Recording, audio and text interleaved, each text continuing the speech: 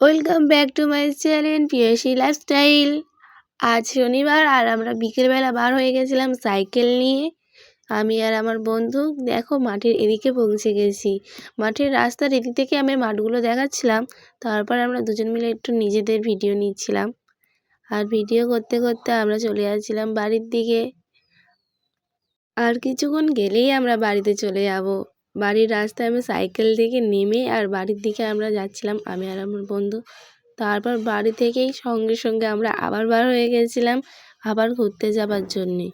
ঘুরতে যাওয়ার রাস্তায় দেখলাম জেঠু ভ্যান বার করেছে, আর জেঠুর ভ্যানে আমরা উঠে পড়েছিলাম দুজনে। ভ্যানে করে যেতে যেতে আর আমাদের যেখানে মোচপ হয় সেখানে দেখো সব বাচ্চারা সবাই খেলছে। ওদিকে গিয়ে যাওয়ার পর দেখলাম মাটির বাড়িতে ঘুঁটে দেওয়া, সেটাই আমার বন্ধু বলছিল দেখাবে, তাই জন্য আমি ভিডিও একটু নিয়ে নিলাম ওখান থেকে। আর এদিকে যাদের বাড়ি আমরা যাই, যেই বাচ্চাটার সাথে খেলতে যাই আমরা, সেই বাচ্চাটাকে দেখে নাও তোমরা। একে আমরা নিতে যাই প্রতিদিন।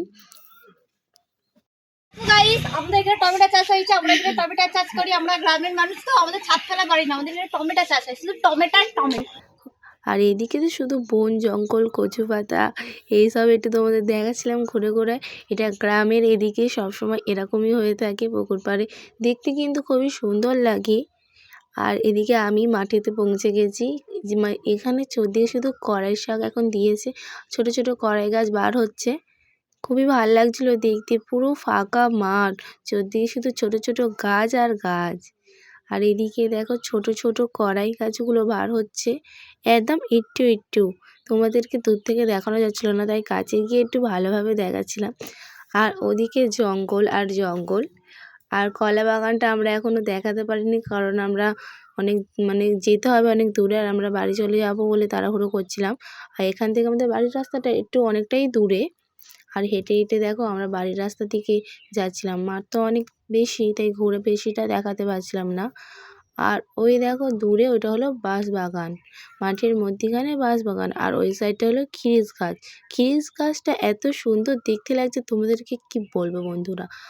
আর এদিকে ছিল মাছ ধরার জাল। এটা বসায়, কী নাম সেটা আমার মনে নেই।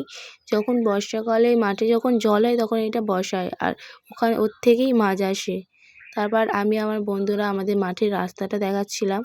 তারপর মাঠের রাস্তা দেখাতে দেখাতে আমরা গল্প করে চলে যাচ্ছিলাম দুজনদের বাড়িতে।